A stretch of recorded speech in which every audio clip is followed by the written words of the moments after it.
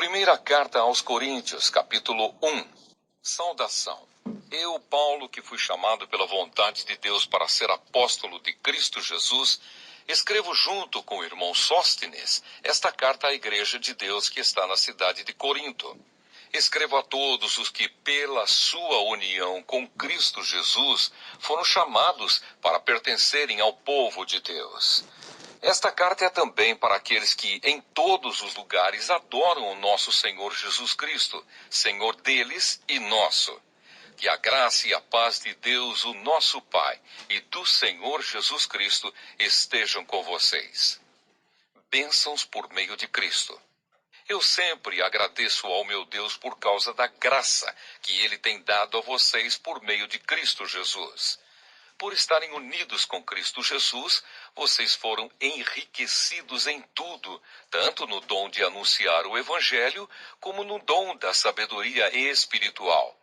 A mensagem a respeito de Cristo está tão firme em vocês que vocês não têm deixado de receber nenhum dom espiritual enquanto esperam a vinda do nosso Senhor Jesus Cristo. Cristo vai conservá-los firmes até o fim, para que, no dia da volta do nosso Senhor Jesus Cristo, vocês não tenham culpa de nada. Deus é fiel e chamou vocês para que vivam em união com o seu Filho Jesus Cristo, o nosso Senhor. Divisões na Igreja de Corinto. Irmãos, peço pela autoridade do nosso Senhor Jesus Cristo que vocês estejam de acordo no que dizem e que não haja divisões entre vocês. Sejam completamente unidos num só pensamento e numa só intenção. Pois, meus irmãos, algumas pessoas da família de Cloé me contaram que há brigas entre vocês. O que eu quero dizer é isto. Cada um de vocês diz uma coisa diferente. Um diz, eu sou de Paulo. Outro, eu sou de Apolo. Outro, eu sou de Pedro. E ainda outro, eu sou de Cristo. Por acaso Cristo foi dividido em várias partes? Será que Paulo morreu crucificado em favor de vocês? Ou será que vocês foram batizados em nome de Paulo? Graças a Deus que eu não batizei nenhum de vocês, a não ser Crispo e Gaio. Assim ninguém pode dizer que vocês foram batizados em meu nome. Assim, batizei também Estéfanas e a família dele. Mas não lembro de ter batizado mais ninguém. Pois Cristo não me enviou para batizar, mas para anunciar o Evangelho e a anunciá-lo sem usar a linguagem da sabedoria humana, para não tirar o poder da morte de Cristo na cruz. Cristo, o poder e a sabedoria de Deus. De fato, a mensagem da morte de Cristo na cruz é loucura para os que estão se perdendo, mas para nós, que estamos sendo salvos, é o poder de Deus. Pois as Escrituras Sagradas dizem, destruirei a sabedoria dos sábios e acabarei com o conhecimento dos instruídos. Então, o que poderão dizer os sábios e os instruídos? O que vão dizer os grandes oradores deste mundo? Deus tem mostrado que a sabedoria deste mundo é loucura. Pois Deus, na sua sabedoria, não deixou que os seres humanos o conhecessem por meio da sabedoria deles. Pelo contrário, resolveu salvar aqueles que creem e fez isso por meio da mensagem que anunciamos, a qual é chamada de louca. Os judeus pedem milagres como prova, e os não-judeus procuram a sabedoria. Mas nós anunciamos o Cristo crucificado, uma mensagem que para os judeus é ofensa e para os não-judeus é loucura. Mas para aqueles que Deus tem chamado, tanto judeus como não-judeus, Cristo é o poder de Deus e a sabedoria de Deus. Pois aquilo que parece ser a loucura de Deus é mais sábio do que a sabedoria humana. E aquilo que parece ser a fraqueza de Deus é mais forte do que a força humana. Agora, meus irmãos, lembrem do que vocês eram quando Deus os chamou. Do ponto de vista humano, poucos de vocês eram sábios ou poderosos ou de famílias importantes. Para envergonhar os sábios, Deus escolheu aquilo que o mundo acha que é loucura e para envergonhar os poderosos, ele escolheu o que o mundo acha fraco. Para destruir o que o mundo pensa que é importante, Deus escolheu aquilo que o mundo despreza, acha humilde e diz que não tem valor. Isso quer dizer que ninguém pode ficar orgulhoso, pois sabe que está sendo visto por Deus. Porém, Deus uniu vocês com Cristo Jesus e fez com que Cristo seja a nossa sabedoria. E é por meio de Cristo que somos aceitos por Deus, nos tornamos o povo de Deus e somos salvos.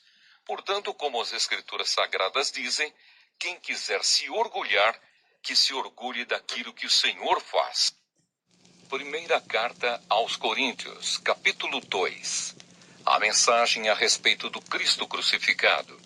Meus irmãos, quando fui anunciar a vocês a verdade secreta de Deus, não usei muitas palavras nem grande sabedoria, porque quando estive com vocês, resolvi esquecer tudo, a não ser Jesus Cristo e principalmente a sua morte na cruz.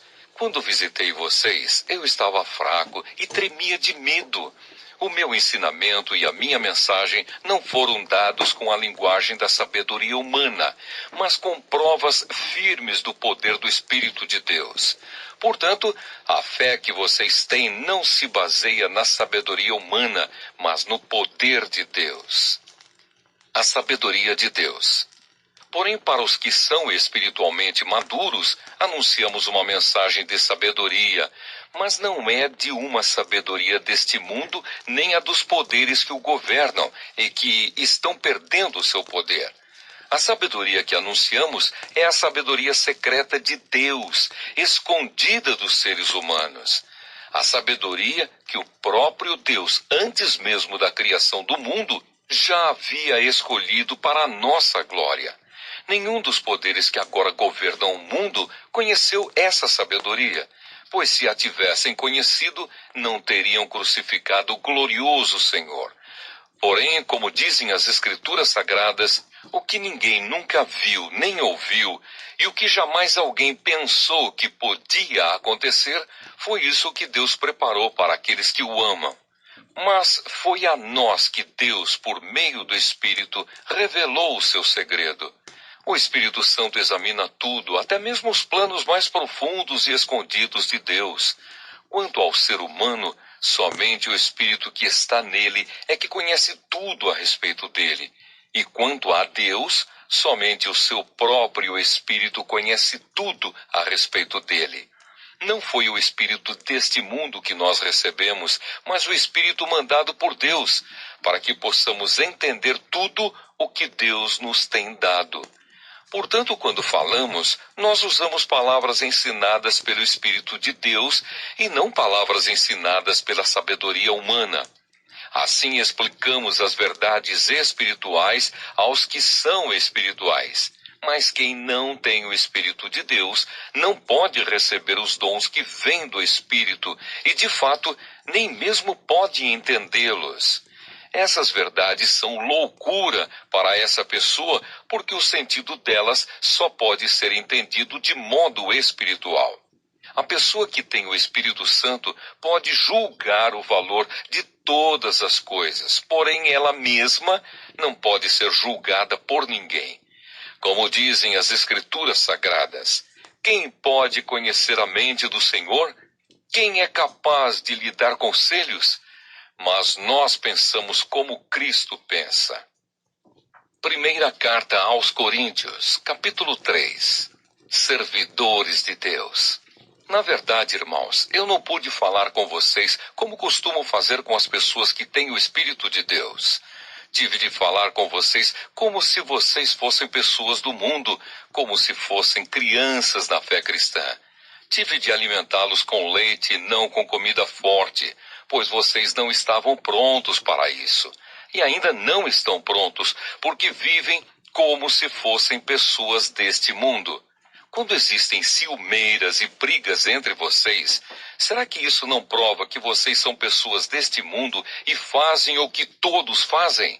Quando alguém diz, eu sou de Paulo, e outro, eu sou de Apolo, será que assim não estão agindo como pessoas deste mundo? Afinal de contas, quem é Apolo e quem é Paulo? Somos somente servidores de Deus, e foi por meio de nós que vocês creram no Senhor. Cada um de nós faz o trabalho que o Senhor lhe deu para fazer. Eu plantei e Apolo regou a planta, mas foi Deus quem a fez crescer. De modo que não importa nem o que planta, nem o que rega, mas sim Deus que dá o crescimento. Pois não existe diferença entre a pessoa que planta e a pessoa que rega. Deus dará a recompensa de acordo com o trabalho que cada um tiver feito. Porque nós somos companheiros de trabalho no serviço de Deus, e vocês são o terreno no qual Deus faz o seu trabalho. Vocês são também o edifício de Deus. Usando o dom que Deus me deu, eu faço o trabalho de um construtor competente. Põe o alicerce e outro constrói em cima dele. Porém, cada um deve construir com cuidado, porque Deus já pôs Jesus Cristo como o único alicerce, e nenhum outro alicerce pode ser colocado. Alguns usam ouro, ou prata, ou pedras preciosas para construírem em cima do alicerce. E ainda outros usam madeira, ou capim, ou palha. O dia de Cristo vai mostrar claramente a qualidade do trabalho de cada um, pois o fogo daquele dia mostrará o trabalho de cada pessoa. O fogo vai mostrar e provar a verdadeira qualidade do trabalho. Se aquilo que alguém construir em cima do alicerce resistir ao fogo, então o construtor receberá a recompensa. Mas se o trabalho de alguém for destruído pelo fogo, então esse construtor perderá a recompensa. Porém, ele mesmo será salvo, como se tivesse passado pelo fogo para se salvar. Certamente vocês sabem que são o templo de Deus e que o Espírito de Deus vive em vocês. Assim, se alguém destruir o templo de Deus, Deus destruirá essa pessoa, pois o templo de Deus é santo e vocês são o seu templo. Que ninguém engane a si mesmo. Se algum de vocês pensa que é sábio conforme a sabedoria humana, então precisa se tornar louco para ser de fato sábio. Pois aquilo que este mundo acha que é sabedoria, Deus acha que é loucura. Como dizem as Escrituras Sagradas, Deus pega os sábios nas suas espertezas. E também, o Senhor sabe que os pensamentos dos sábios não valem nada. Ninguém deve se orgulhar daquilo que as pessoas podem fazer, pois tudo é de vocês, isto é, Paulo, Apolo, Pedro, este mundo, a vida e a morte, o presente e o futuro. Tudo isso pertence a vocês, e vocês pertencem a Cristo, e Cristo pertence a Deus. Primeira carta aos Coríntios, capítulo 4. Apóstolos de Cristo. Vocês nos devem tratar como servidores de Cristo que foram encarregados de administrar a realização dos planos secretos de Deus. O que se exige de quem tem essa responsabilidade é que seja fiel ao seu Senhor. Mas para mim não tem a menor importância ser julgado por vocês ou por um tribunal humano. Eu não julgo nem a mim mesmo. A minha consciência está limpa, mas isso não prova que sou de fato inocente. Quem me julga é o Senhor. Portanto, não julguem ninguém antes da hora. Esperem o julgamento final, quando o Senhor vier. Ele trará para a luz os segredos escondidos no escuro e mostrará as intenções que estão no coração das pessoas. Então cada um receberá de Deus os elogios que merece. Meus irmãos, é para instruir vocês que eu tenho aplicado essas lições a mim mesmo e a Apolo. Usei nós dois como um exemplo, para que vocês aprendam o que quer dizer o ditado: obedeça ao que está escrito. Ninguém deve se orgulhar de uma pessoa e desprezar outra. Quem é que fez você superior aos outros? Por acaso não foi Deus quem lhe deu tudo o que você tem? Então por que é que você fica todo orgulhoso, como se o que você tem não fosse dado por Deus? Pelo que parece, Vocês já têm tudo o que precisam, já são ricos. Vocês já se tornaram reis e nós não. Que bom se vocês fossem reis de verdade, para que nós pudéssemos reinar junto com vocês.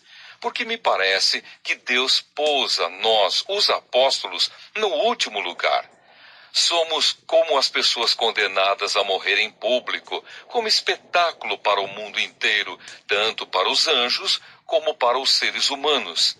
Por causa de Cristo, nós somos loucos, mas vocês são sábios por estarem unidos com Ele. Nós somos fracos e vocês são fortes. Vocês são respeitados e nós somos desprezados. Até agora, temos passado fome e sede. Temos nos vestido com trapos, temos recebido bofetadas e não temos lugar certo para morar. Temos nos cansado de trabalhar para nos sustentar. Quando somos amaldiçoados, nós abençoamos.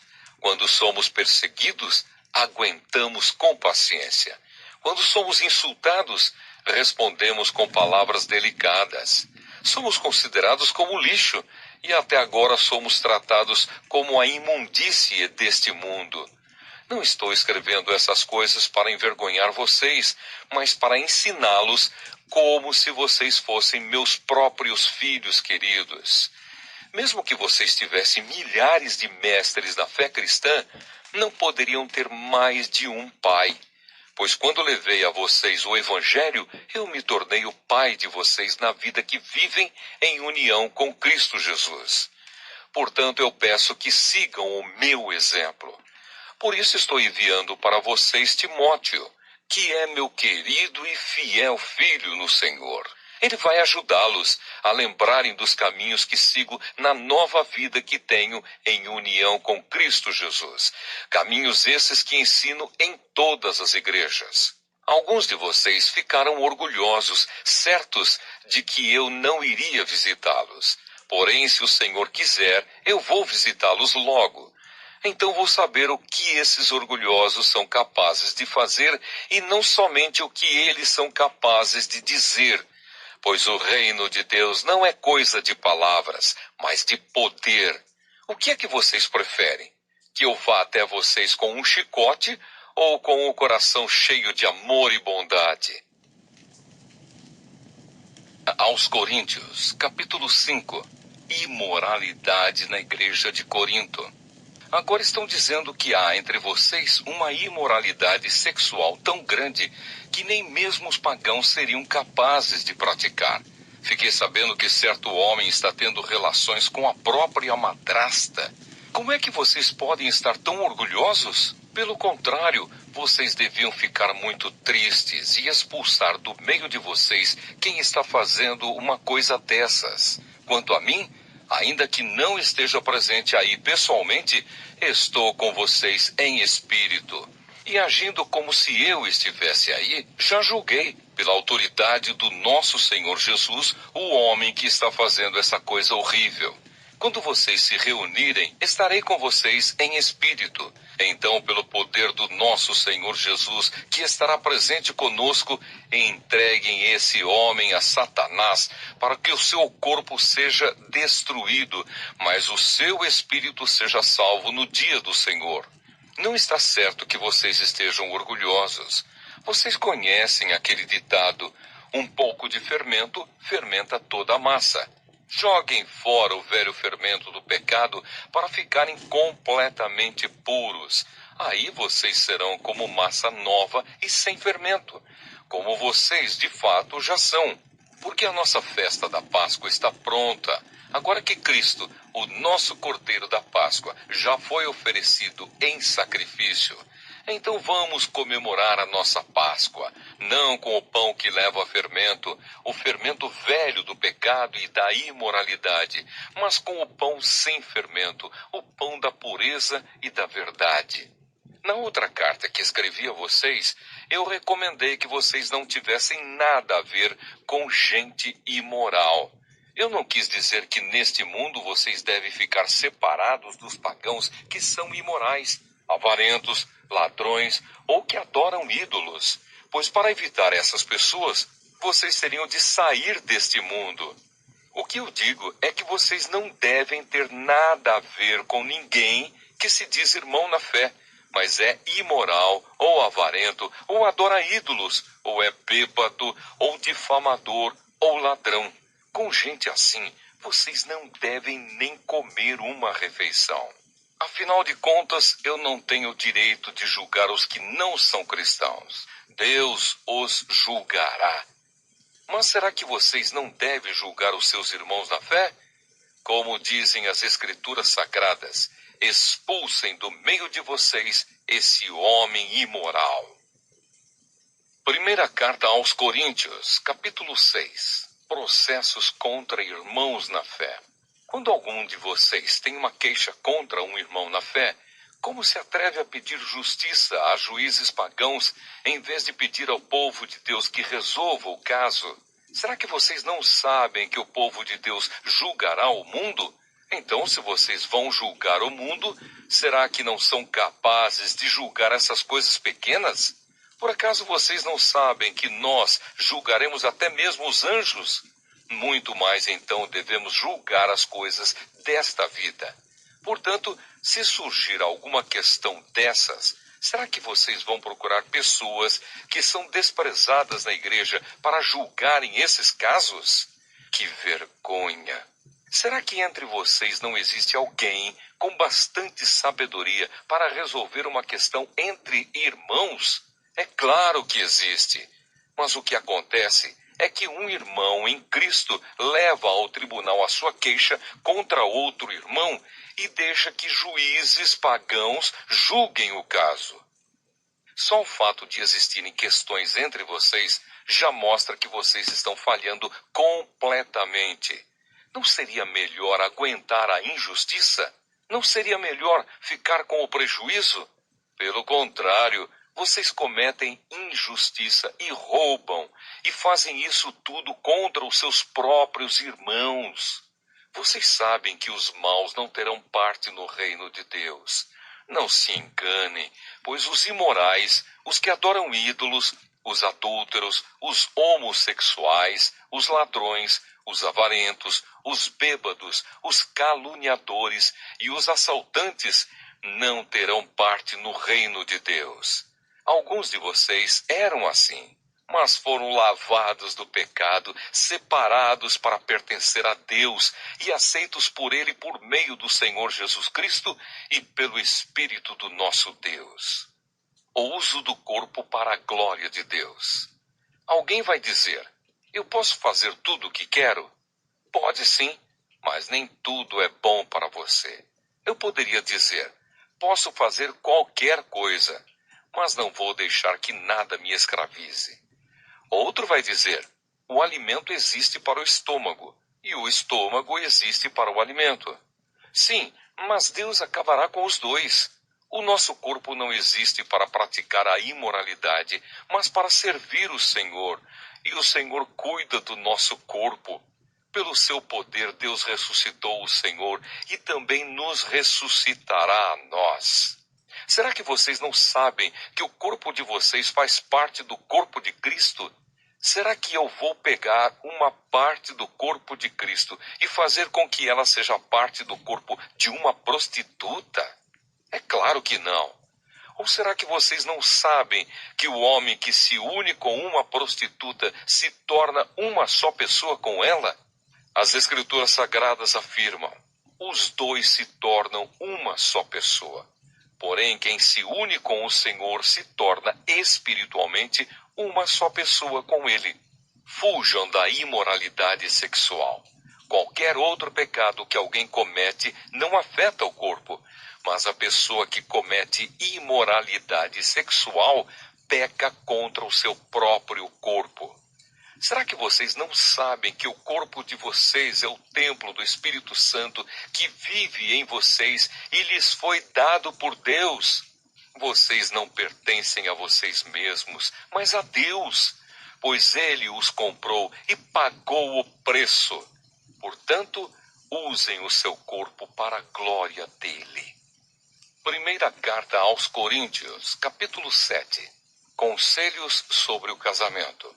Agora vou tratar dos assuntos a respeito dos quais vocês me escreveram. Vocês dizem que o homem faz bem em não casar, mas eu digo, já que existe tanta imoralidade sexual, cada homem deve ter a sua própria esposa e cada mulher o seu próprio marido. O homem deve cumprir o seu dever como marido e a mulher também deve cumprir o seu dever como esposa. A esposa não manda no seu próprio corpo. Quem manda é o seu marido. Assim também o marido não manda no seu próprio corpo. Quem manda é a sua esposa. Que os dois não se neguem um ao outro, a não ser que concordem em não ter relações por algum tempo, a fim de se dedicar à oração. Mas depois devem voltar a ter relações, a fim de não caírem nas tentações de Satanás por não poderem se dominar. Não digo isso como uma ordem, mas como uma sugestão.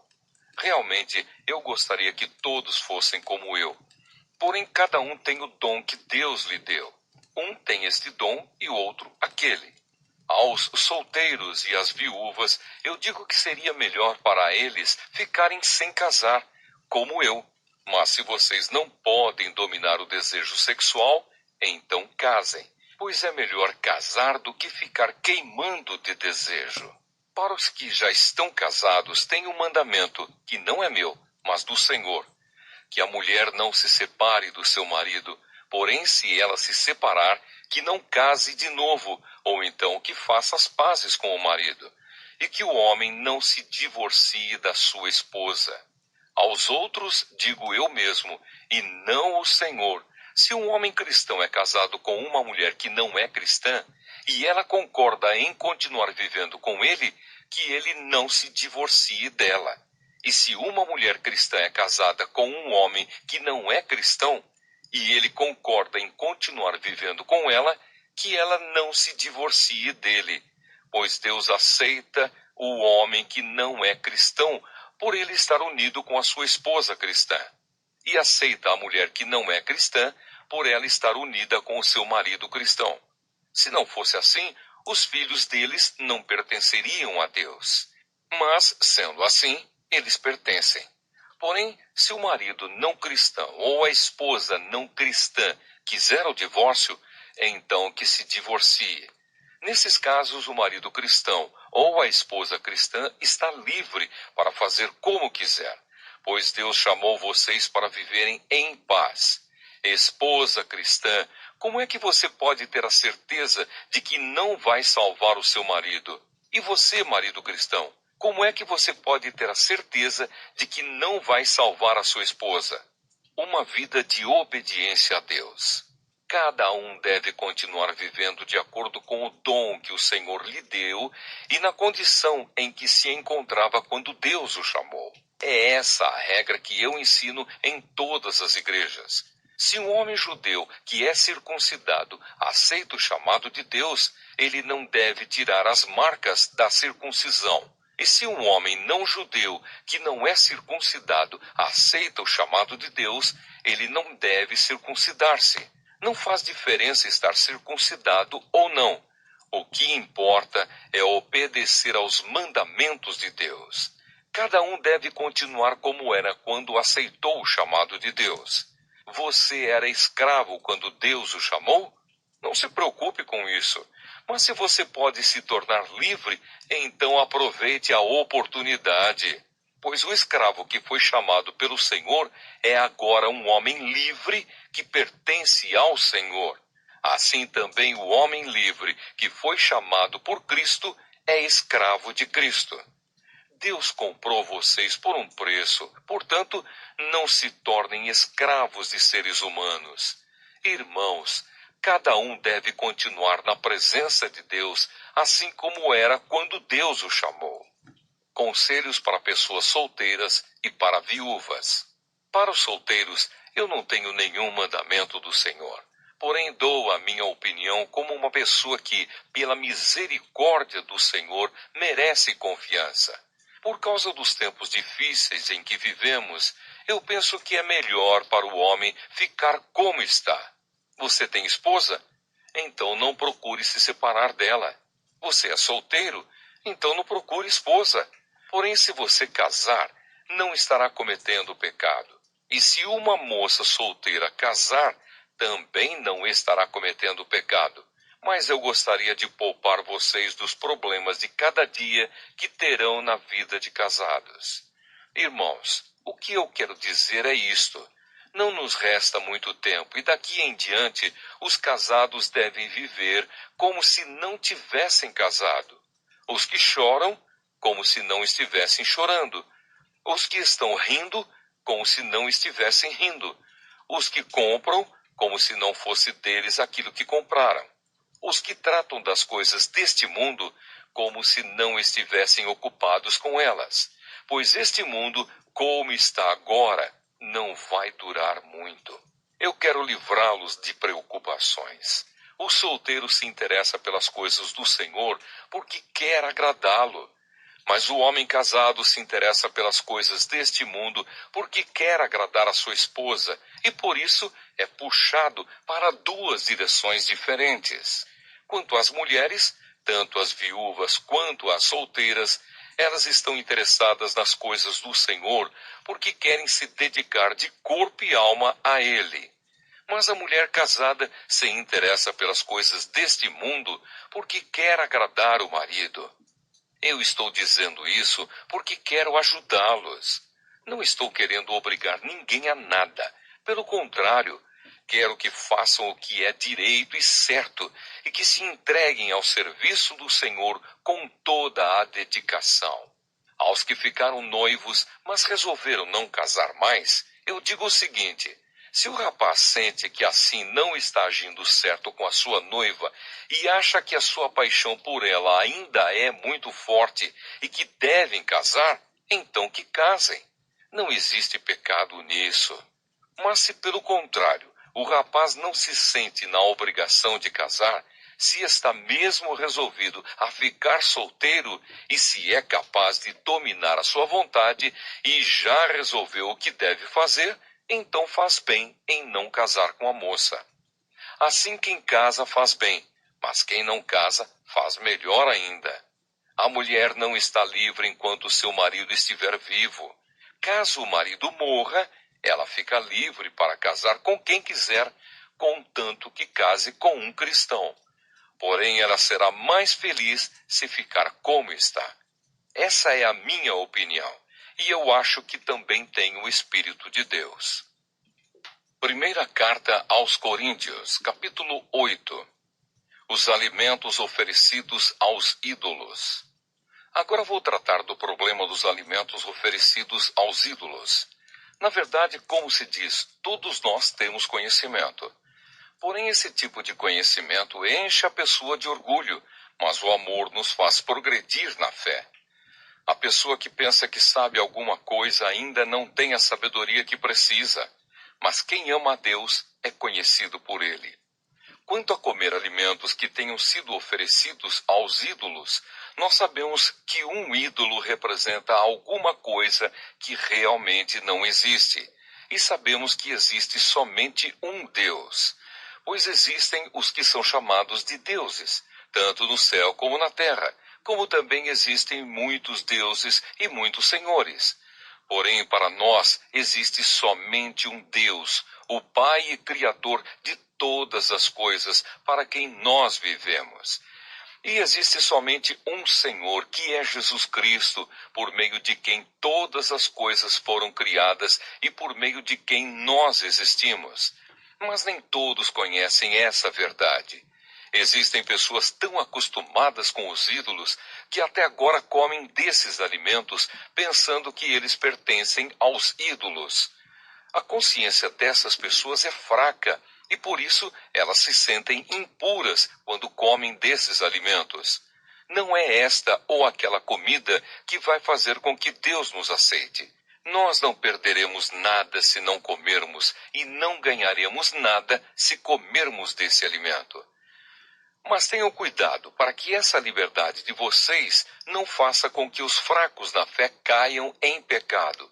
Porque se uma pessoa que tenha consciência fraca neste assunto vir você, que tem conhecimento, comendo alimentos no templo de um ídolo, será que essa pessoa não vai querer também comer alimentos oferecidos aos ídolos? Assim, este cristão fraco, este seu irmão, por quem Cristo morreu, vai se perder por causa do conhecimento que você tem.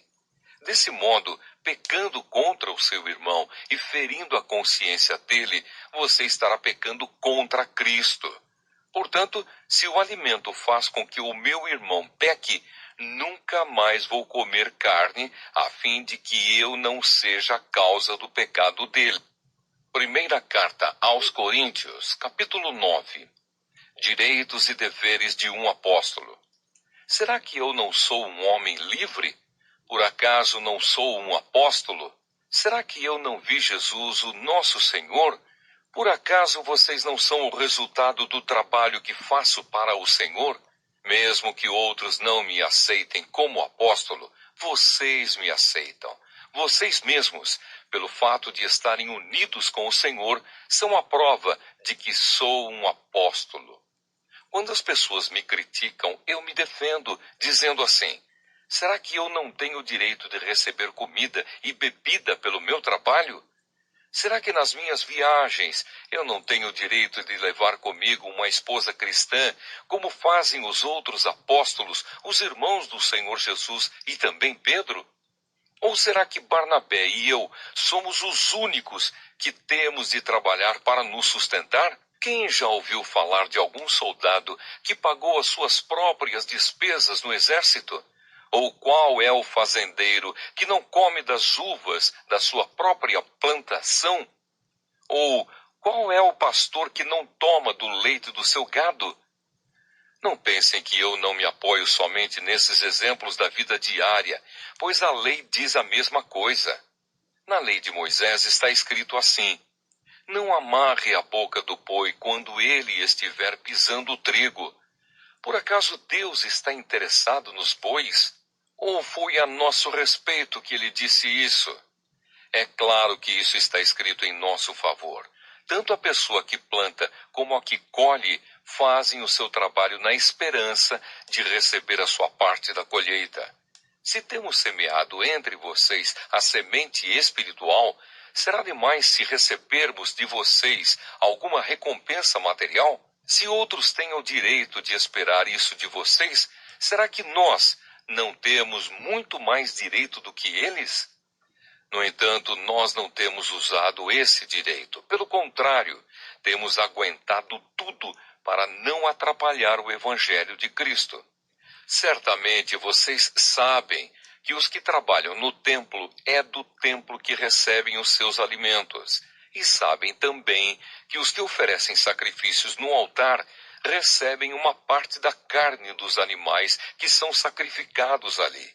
Assim o Senhor mandou também que aqueles que anunciam o Evangelho vivam do trabalho de anunciar o Evangelho. Mas eu não tenho usado nenhum desses direitos, nem estou escrevendo isso agora para exigir esses direitos para mim mesmo.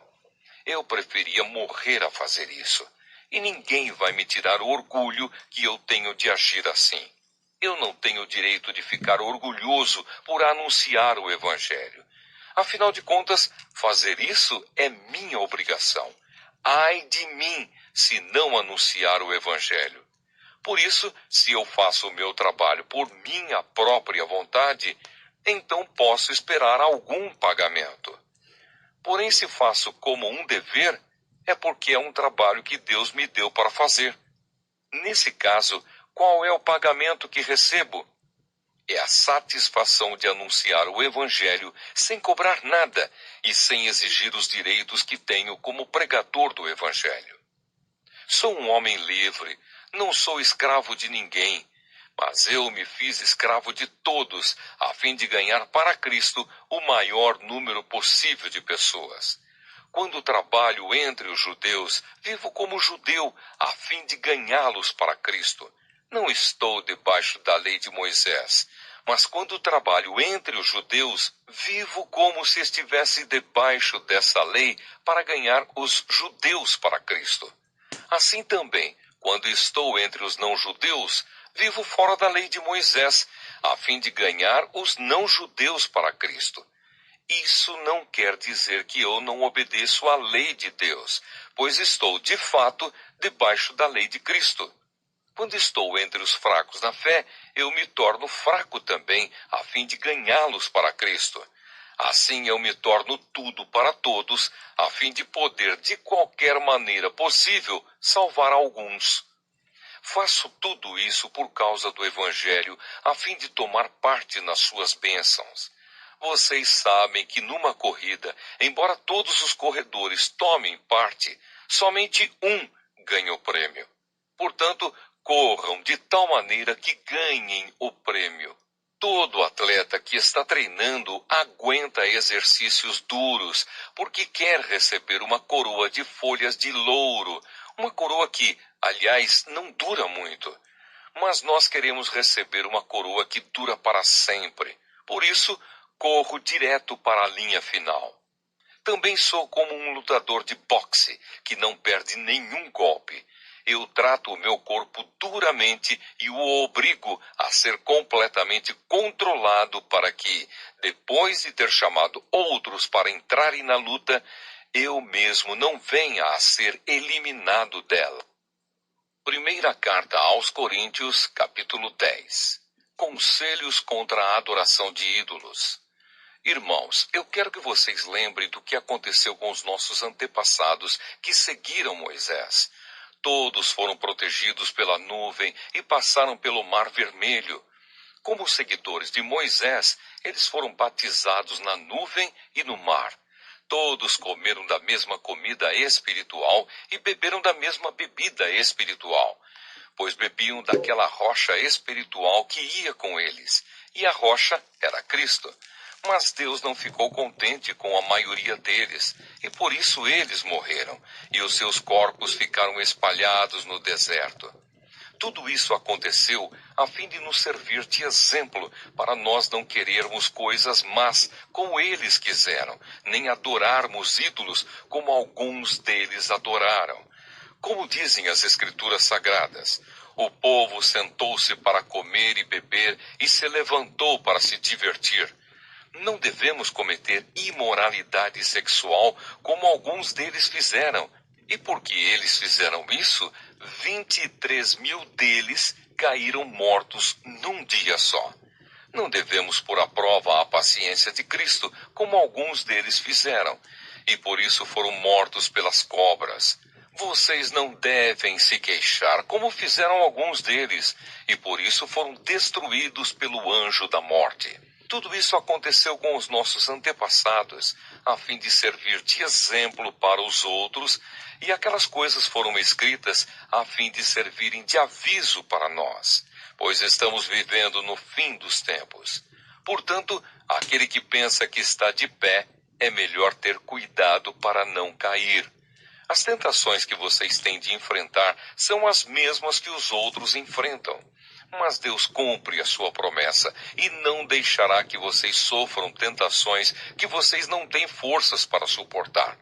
Quando uma tentação vier, Deus dará forças a vocês para suportá-la, e assim vocês poderão sair dela. Por isso, meus queridos amigos, fujam da adoração de ídolos. Eu falo com vocês como com pessoas que têm capacidade para entender o que estou afirmando. Julguem vocês mesmos o que eu estou dizendo. Pensem no cálice pelo qual damos graças a Deus na ceia do Senhor. Será que quando bebemos desse cálice, não estamos tomando parte no sangue de Cristo? E quando partimos e comemos o pão, não estamos tomando parte no corpo de Cristo? Mesmo sendo muitos, todos comemos do mesmo pão, que é um só, e por isso somos um só corpo. Pensem no povo de Israel. Aqueles que comem as coisas oferecidas em sacrifícios tomam parte juntos no sacrifício que é oferecido a Deus no altar. O que é que eu quero dizer com isso? Que o ídolo ou o alimento que é oferecido a ele tem algum valor? É claro que não. O que estou dizendo é que aquilo que é sacrificado nos altares pagãos é oferecido aos demônios e não a Deus. E eu não quero que vocês tomem parte nas coisas dos demônios. Vocês não podem beber do cálice do Senhor e também do cálice dos demônios. Vocês não podem comer na mesa do Senhor e também na mesa dos demônios. Ou será que queremos provocar o Senhor, fazendo com que ele fique com ciúmes? Por acaso, vocês pensam que somos mais fortes do que ele? Respeito pela opinião dos outros. Alguns dizem assim: podemos fazer tudo o que queremos. Sim, mas nem tudo é bom. Podemos fazer tudo o que queremos, mas nem tudo é útil. Ninguém deve buscar os seus próprios interesses, e sim os interesses dos outros. Vocês podem comer de tudo que se vende no açougue, sem terem nenhuma dúvida de consciência. Pois, como dizem as Escrituras Sagradas, a terra e tudo o que nela existe pertencem ao Senhor. Se alguém que não é cristão convidá-los para comer e vocês resolverem ir, comam o que for posto na frente de vocês e não façam perguntas por motivo de consciência. Mas se alguém disser a vocês: esta comida foi oferecida aos ídolos, neste caso não comam, por causa daquele que disse isso e também por motivo de consciência. Não estou falando da sua própria consciência, mas da consciência do outro.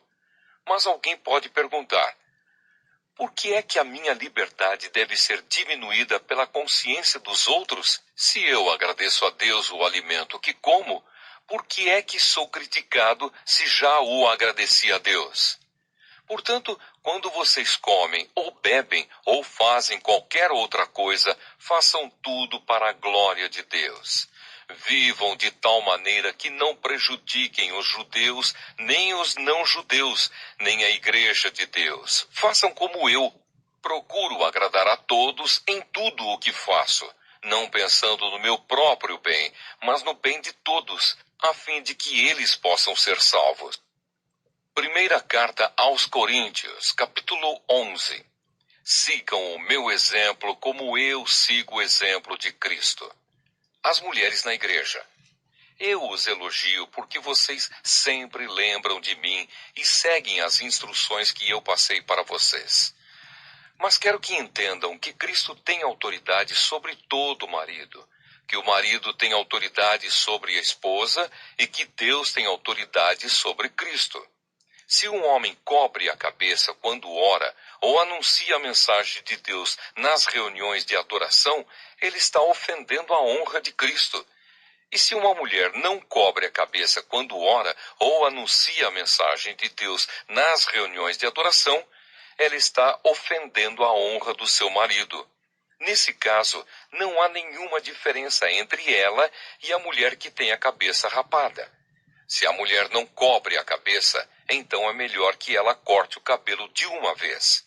Já que é vergonhoso para a mulher rapar a cabeça ou cortar o cabelo, então ela deve cobrir a cabeça. O homem não precisa cobrir a cabeça, pois ele reflete a imagem e a glória de Deus. Mas a mulher reflete a glória do homem, pois o homem não foi feito da mulher, mas a mulher foi feita do homem. O homem não foi criado por causa da mulher, mas sim a mulher por causa do homem. Portanto, por causa dos anjos, a mulher deve pôr um véu na cabeça para mostrar que está debaixo da autoridade do marido. No entanto, por estarmos unidos com o Senhor, nem a mulher é independente do homem, nem o homem é independente da mulher. Porque assim como a mulher foi feita do homem, assim também o homem nasce da mulher, e tudo vem de Deus. Julguem vocês mesmos. Será que é certo que, num culto de adoração, a mulher ore a Deus sem estar com a cabeça coberta?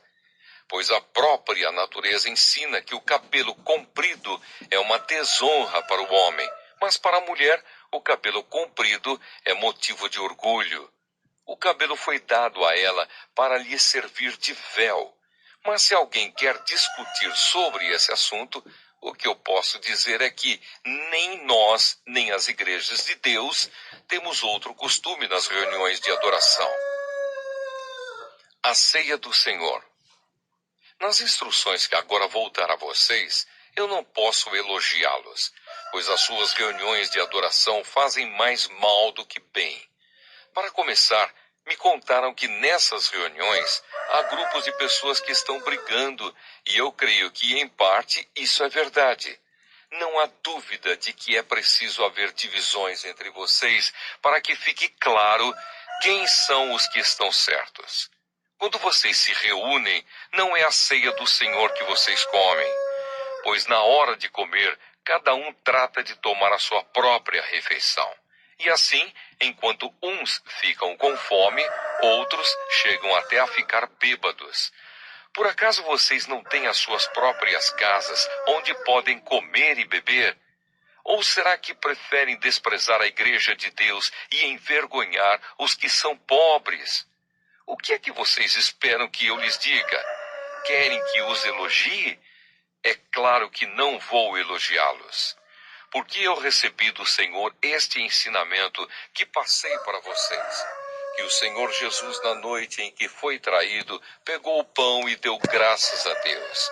Depois partiu o pão e disse: Isto é o meu corpo, que é entregue em favor de vocês. Façam isto em memória de mim. Assim também, depois do jantar, ele pegou o cálice e disse: Este cálice é a nova aliança feita por Deus com o seu povo, aliança que é garantida pelo meu sangue. Cada vez que vocês beberem deste cálice, façam isso em memória de mim. De maneira que cada vez que vocês comem deste pão e bebem deste cálice, estão anunciando a morte do Senhor até que ele venha. Por isso, aquele que comer do pão do Senhor ou beber do seu cálice, de modo que ofenda a honra do Senhor, estará pecando contra o corpo e o sangue do Senhor. Portanto, que cada um examine a sua consciência, e então coma do pão e beba do cálice. Pois a pessoa que comer do pão ou beber do cálice sem reconhecer que se trata do corpo do Senhor, estará sendo julgada ao comer e beber para o seu próprio castigo. É por isso que muitos de vocês estão doentes e fracos, e alguns já morreram. Se examinássemos primeiro a nossa consciência, nós não seríamos julgados pelo Senhor, mas somos julgados e castigados pelo Senhor para não sermos condenados junto com o mundo. Portanto, meus irmãos, quando vocês se reunirem para a ceia do Senhor, esperem uns pelos outros. E se alguém estiver com fome, que coma em casa, para que Deus não castigue vocês por causa dessas reuniões. Os outros assuntos eu resolverei quando chegar aí. Primeira carta aos Coríntios. Primeira carta aos Coríntios, capítulo 12. Os dons do Espírito Santo. Meus irmãos, quero que vocês saibam a verdade a respeito dos dons que o Espírito Santo dá.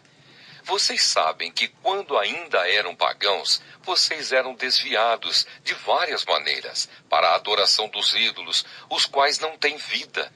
Por isso precisam compreender que ninguém que diz que Jesus seja maldito pode estar falando pelo poder do Espírito de Deus. E que ninguém pode dizer Jesus é Senhor a não ser que seja guiado pelo Espírito Santo. Existem tipos diferentes de dons espirituais, mas é um só e o mesmo Espírito quem dá esses dons. Existem maneiras diferentes de servir, mas o Senhor que servimos é o mesmo. Há diferentes habilidades para realizar o trabalho, mas é o mesmo Deus quem dá a cada um a habilidade para fazê-lo. Para o bem de todos, Deus dá a cada um alguma prova da presença do Espírito Santo. Para uma pessoa, o Espírito dá a mensagem de sabedoria, e para a outra, o mesmo Espírito dá a mensagem de conhecimento. Para uma pessoa, o mesmo Espírito dá fé, e para a outra, dá o poder de curar. Uma pessoa recebe do Espírito poder para fazer milagres, e outra recebe o dom de anunciar a mensagem de Deus. Ainda outra pessoa recebe a capacidade para saber a diferença entre os dons que vêm do Espírito e os que não vêm dele. Para uma pessoa, o Espírito dá a capacidade de falar em línguas estranhas, e para outra, ele dá a capacidade de interpretar o que essas línguas querem dizer. Porém, é um só e o mesmo Espírito quem faz tudo isso. Ele dá um dom diferente para cada pessoa, conforme ele quer. Um corpo e muitas partes. Cristo é como um corpo, o qual tem muitas partes, e todas as partes, mesmo sendo muitas, formam um só corpo. Assim também todos nós, judeus e não judeus, escravos e livres, fomos batizados pelo mesmo Espírito para formar um só corpo. E a todos nós foi dado de beber do mesmo Espírito. Pois o corpo não é feito de uma só parte, mas de muitas. Se o pé disser, já que não sou mão, não sou do corpo, nem por isso deixa de ser do corpo. Se o ouvido disser, já que não sou olho, não sou do corpo, nem por isso deixa de ser do corpo. Se o corpo todo fosse olho, como poderíamos ouvir? E se o corpo todo fosse ouvido, como poderíamos cheirar? Assim Deus colocou cada parte diferente do corpo conforme ele quis. Se o corpo todo fosse uma parte só, não existiria corpo. De fato, existem muitas partes, mas um só corpo. Portanto, o olho não pode dizer para a mão, eu não preciso de você. E a cabeça não pode dizer para os pés, não preciso de vocês. O fato é que as partes do corpo que parecem ser as mais fracas são as mais necessárias. E aquelas que achamos menos honrosas são as que tratamos com mais honra. E as partes que parecem ser feias recebem um cuidado especial que as outras mais bonitas não precisam. Foi assim que Deus fez o corpo, dando mais honra às partes menos honrosas. Desse modo, não existe divisão no corpo, mas todas as suas partes têm o mesmo interesse umas pelas outras. Se uma parte do corpo sofre, todas as outras sofrem com ela. Se uma é elogiada, todas as outras se alegram com ela. Pois bem, vocês são o corpo de Cristo, e cada um é uma parte desse corpo. Na igreja, Deus pôs tudo no lugar certo. Em primeiro lugar, os apóstolos. Em segundo, os profetas. E em terceiro, os mestres. Em seguida, pôs os que fazem milagres. Depois, os que têm o dom de curar, ou de ajudar, ou de liderar, ou de falar em línguas estranhas. Nem todos são apóstolos ou profetas ou mestres. Nem todos têm o dom de fazer milagres, nem de curar doenças, nem de falar em línguas estranhas, nem de explicar o que essas línguas querem dizer. Por isso, se esforcem para ter os melhores dons. Porém, eu vou mostrar a vocês o caminho que é o melhor de todos.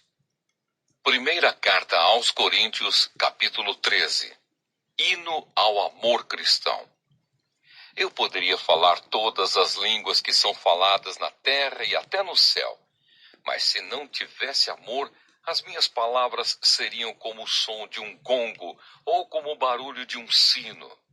Poderia ter o dom de anunciar mensagens de Deus, ter todo o conhecimento, entender todos os segredos e ter tanta fé que até poderia tirar as montanhas do seu lugar. Mas se não tivesse amor, eu não seria nada. Poderia dar tudo o que tenho e até mesmo entregar o meu corpo para ser queimado. Mas se eu não tivesse amor, isso não me adiantaria nada. Quem ama é paciente e bondoso. Quem ama não é ciumento, nem orgulhoso, nem vaidoso. Quem ama não é grosseiro, nem egoísta. Não fica irritado, nem guarda mágoas. Quem ama não fica alegre quando alguém faz uma coisa errada, mas se alegra quando alguém faz o que é certo.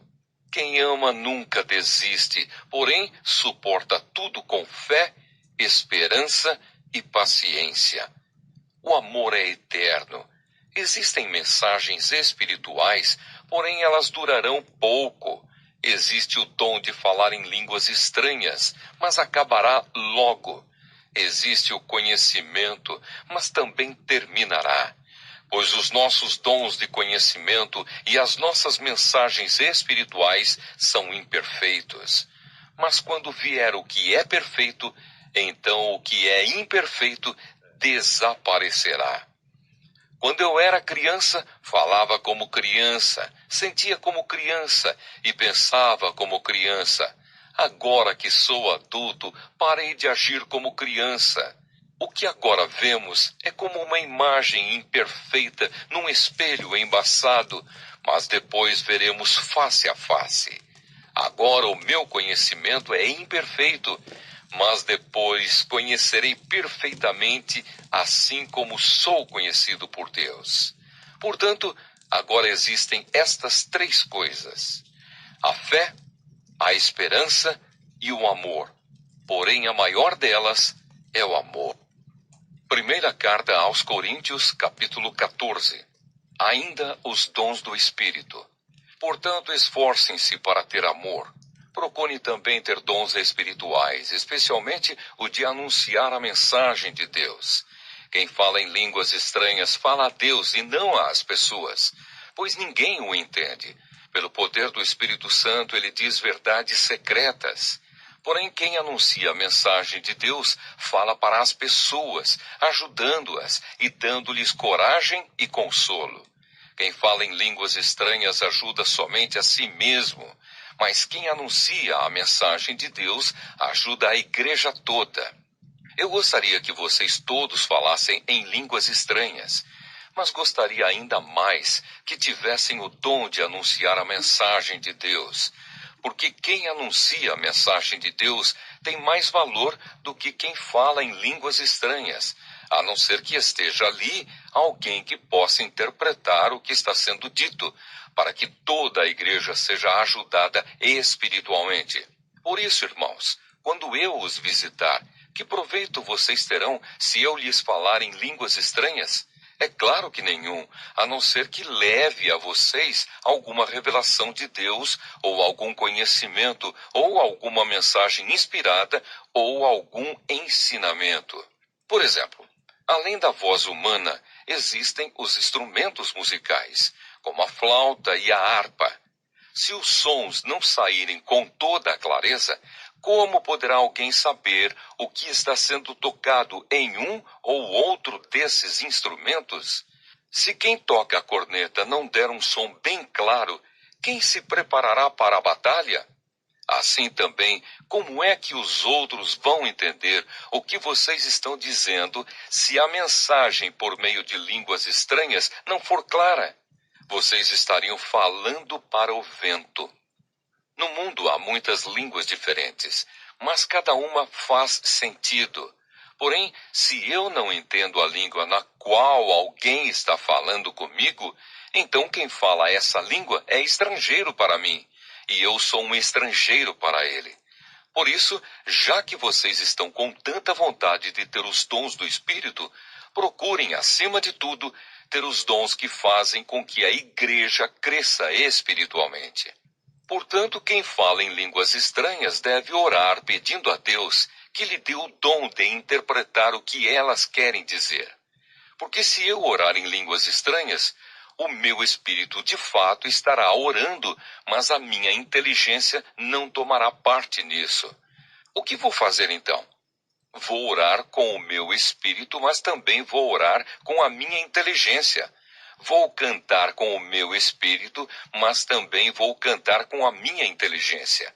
Se você dá graças a Deus em línguas estranhas, como é que uma pessoa simples que estiver na reunião poderá dizer amém à oração de agradecimento que você fez?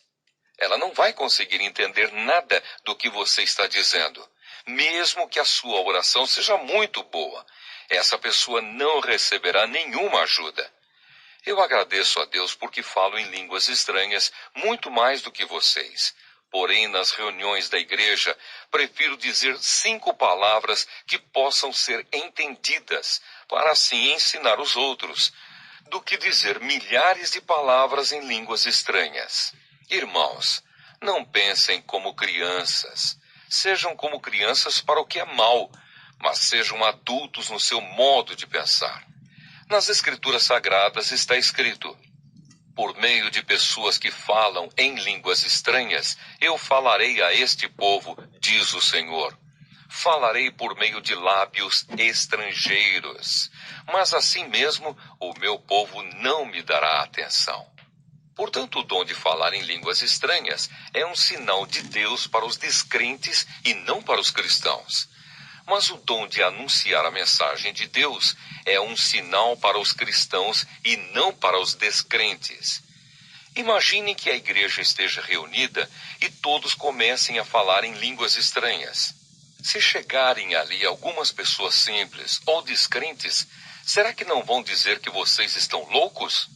Mas se todos estiverem anunciando mensagens de Deus e entrar ali um descrente ou alguém que seja simples, ele vai ouvir o que vocês estão dizendo e se convencer do seu pecado. E ele será julgado pelo que ouvir. Os seus pensamentos secretos serão revelados e ele vai se ajoelhar e adorar a Deus, dizendo: Deus está mesmo no meio de vocês. A ordem na igreja. Portanto, meus irmãos, o que é que deve ser feito? Quando vocês se reúnem na igreja, um irmão tem um hino para cantar, outro alguma coisa para ensinar, outro uma revelação de Deus, outro uma mensagem em línguas estranhas, e ainda outro a interpretação dessa mensagem. Que tudo seja feito para o crescimento espiritual da igreja. Se algum de vocês falar em línguas estranhas, então que apenas 2 ou 3 falem, um depois do outro, e que alguém interprete o que está sendo dito. Mas se não houver ninguém que possa interpretar, então fiquem calados e falem somente consigo mesmos e com Deus.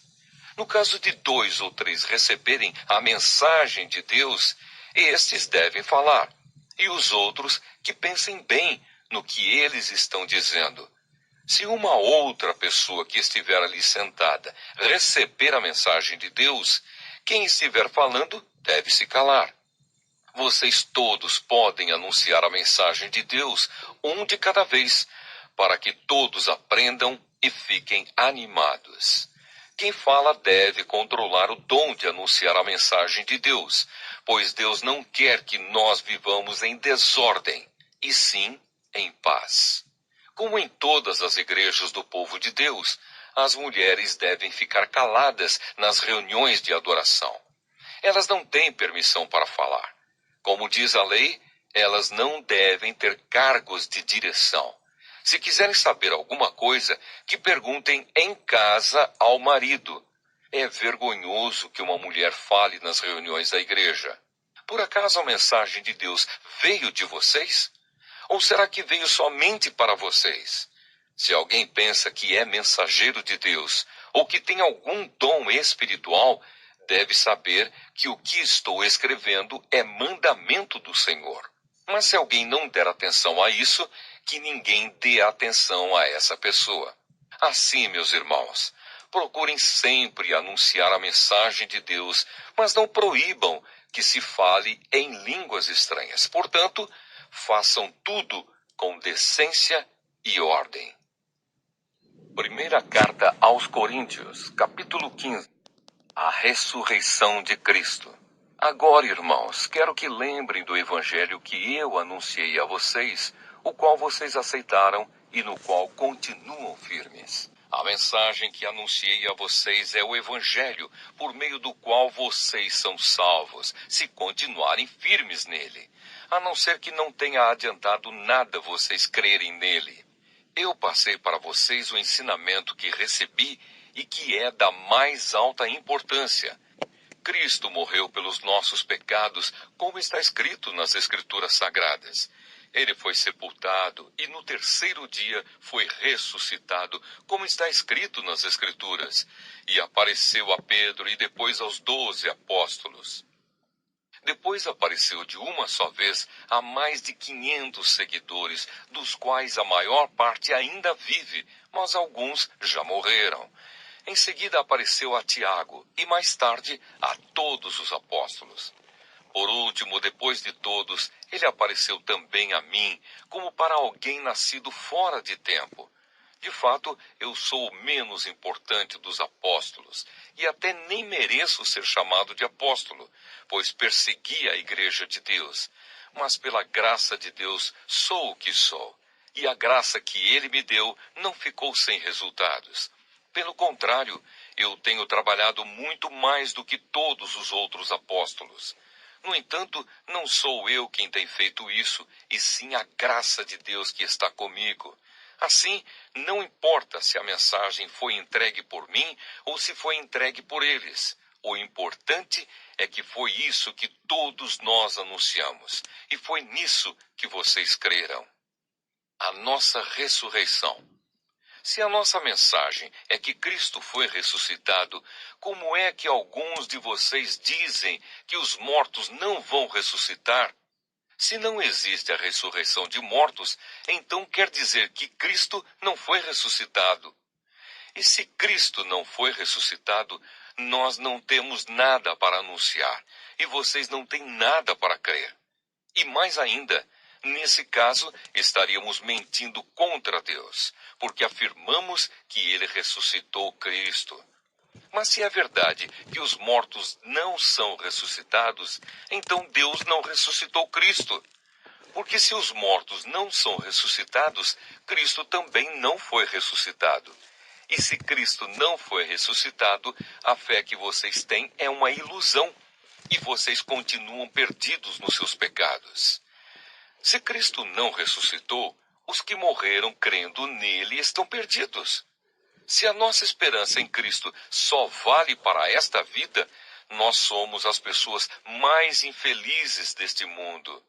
Mas a verdade é que Cristo foi ressuscitado, e isso é a garantia de que os que estão mortos também serão ressuscitados. Porque assim como por meio de um homem veio a morte, assim também por meio de um homem veio a ressurreição. Assim como por estarem unidos com Adão, todos morrem, assim também, por estarem unidos com Cristo, todos ressuscitarão.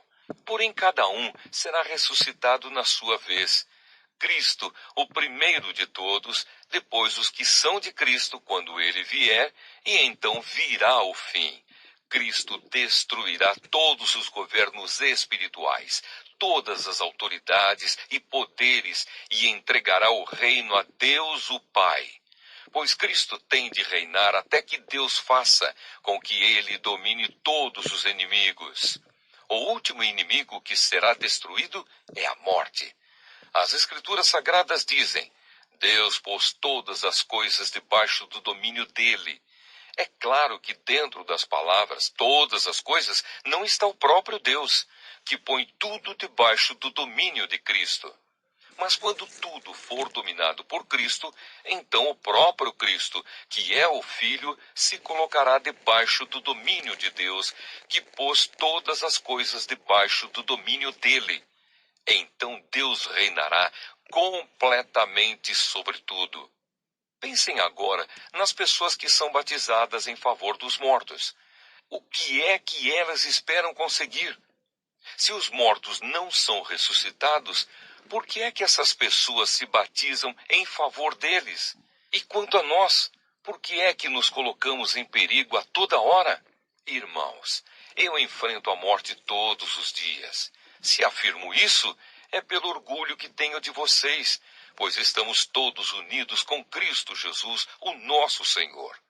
Aqui em Éfeso, eu lutei contra inimigos como se lutasse contra animais selvagens. E se fiz isso somente por interesses humanos, o que foi que eu consegui com isso? Se é verdade que os mortos não são ressuscitados, façamos o que diz o ditado: comamos e bebamos, porque amanhã morreremos. Não se enganem. As más companhias estragam os bons costumes.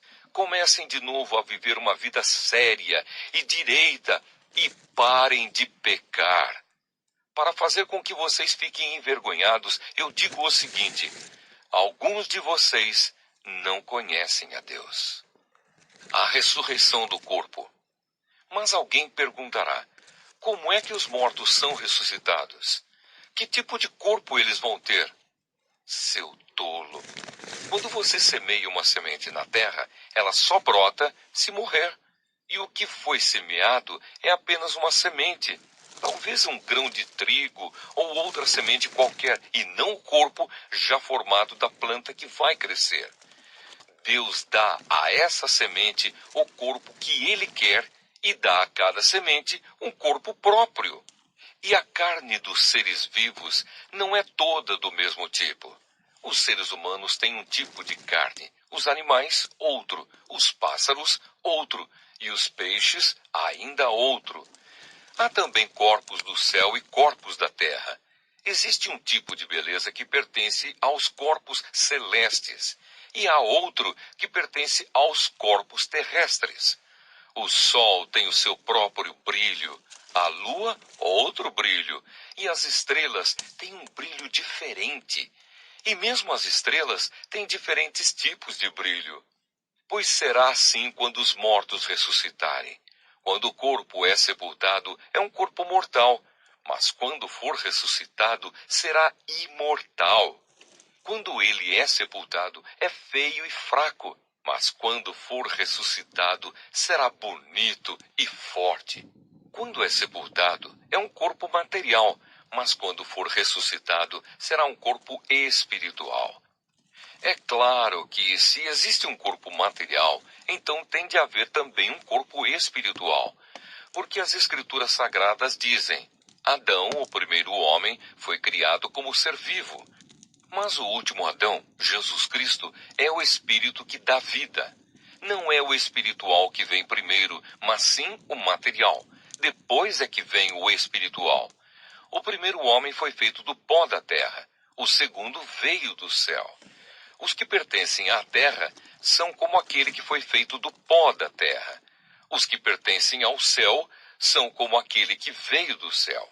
Assim como somos parecidos com o homem feito do pó da terra, assim também seremos parecidos com o homem do céu.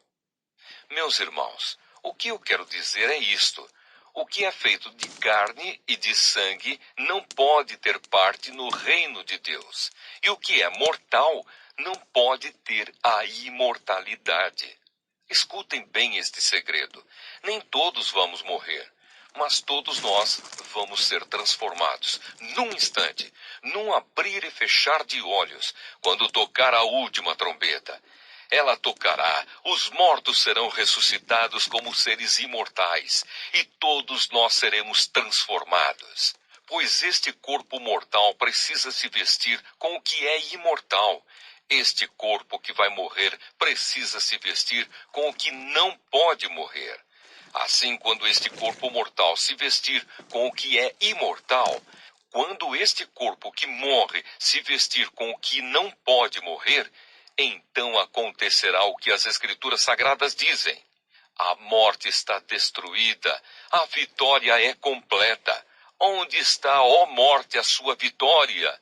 Onde está, ó morte, o seu poder de ferir? O que dá à morte o poder de ferir é o pecado. E o que dá ao pecado o poder de ferir é a lei. Mas agradeçamos a Deus que nos dá a vitória por meio do nosso Senhor Jesus Cristo. Portanto, queridos irmãos, continuem fortes e firmes, continuem ocupados no trabalho do Senhor, pois vocês sabem que todo o seu esforço nesse trabalho sempre traz proveito. Primeira carta aos Coríntios, capítulo 16. A oferta para os cristãos da Judéia. Agora vou tratar do dinheiro para ajudar o povo de Deus da Judéia. Façam o que eu disse às igrejas da província da Galácia. Todos os domingos, cada um de vocês separe e guarde algum dinheiro, de acordo com o que cada um ganhou. Assim não haverá necessidade de recolher ofertas quando eu chegar. Depois que chegar, eu enviarei com cartas de apresentação aqueles que vocês escolherem para levarem a oferta até Jerusalém. Se for conveniente, que eu também vá, eles farão a viagem comigo. Os planos de Paulo. Eu visitarei vocês depois que tiver passado pela província da Macedônia, pois vou passar por lá. Pode ser que eu fique algum tempo com vocês, talvez todo o inverno, e assim vocês poderão me ajudar a continuar a minha viagem para onde quer que eu for, pois eu não quero ver vocês apenas de passagem. Se o Senhor permitir, espero ficar bastante tempo com vocês. Resolvi ficar aqui em Éfeso até o dia de Pentecostes, pois encontrei aqui ótimas oportunidades para um grande e proveitoso trabalho, embora muita gente esteja contra mim. Se Timóteo chegar aí, façam tudo para que ele se sinta bem entre vocês, pois assim como eu, ele também está trabalhando para o Senhor. Não deixem que ninguém o despreze. Pelo contrário, vocês devem ajudá-lo a continuar a sua viagem em paz, a fim de que ele volte para cá, pois estou esperando que ele volte junto com os outros irmãos. Quanto ao irmão Apolo, tenho recomendado muitas vezes que vá visitar vocês com os outros irmãos, mas ele acha que não deve ir agora. Ele irá na primeira oportunidade. Palavras finais. Estejam alertas, fiquem firmes na fé, sejam corajosos, sejam fortes, que tudo o que vocês fizerem seja feito com amor. Vocês conhecem Estéfanas e a família dele. Vocês sabem que eles foram os primeiros cristãos convertidos na província da Acaia e que eles têm se dedicado ao serviço do povo de Deus. Peço a vocês, meus irmãos, que sigam a orientação deles e dos outros que os ajudam e trabalham com eles. Eu estou alegre com a vinda de Estéfanas, de Fortunato e de Acaico, pois eles fizeram o que vocês, por estarem ausentes, não podiam fazer. Eles me animaram muito e sei que animaram vocês também. Gente como essa merece elogios. As igrejas da província da Ásia mandam saudações. Áquila e a sua esposa Priscila e a igreja que se reúne na casa deles mandam saudações cristãs a vocês. Todos os irmãos daqui mandam saudações. Cumprimentem uns aos outros com um beijo de irmão. Escrevo isto com a minha própria mão. Saudações de Paulo. Quem não ama o Senhor, que seja amaldiçoado. Maranata, vem nosso Senhor. Que a graça do nosso Senhor Jesus esteja com vocês, e que o meu amor esteja com todos vocês, pois estamos unidos com Cristo Jesus.